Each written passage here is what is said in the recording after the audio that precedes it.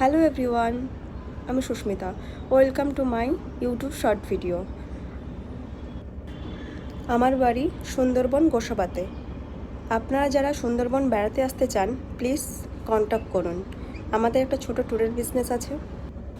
থাকা, খাওয়া, ঘোরা সমস্ত রকম সুযোগ সুবিধা আছে।